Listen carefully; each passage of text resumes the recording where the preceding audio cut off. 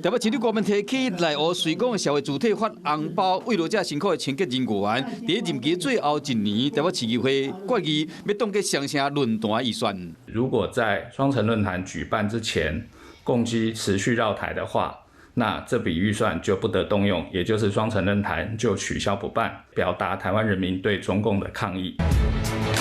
毋那空中海上同款无平静，英国金融时报报道，中国海军过去一年增加伫琉球群岛甲台湾之间的海域出入的次数。不是有一两台军舰伫航行，代表中国的海军伫北起日本南岛、菲律宾的第一岛链外口，头一摆有常态性的部署，比如是为了攻击台湾东部的空军基地，测定美军支援的演练，台湾需要应对。中共的各项可能行动啊，国军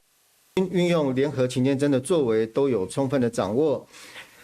并且研拟相关的应处作为与作战计划，透过部队演训实际来进行验证，强化国军防卫的作战能力，来确保国家的整体安全。解放军进前嘛宣布讲，为23到2月13，伫北海海峡甲黄海北部要执行军事任务。因为中国对于台湾甚至第一岛链的威胁是愈来愈大，对边啊各国的战略布局带来严重的考验。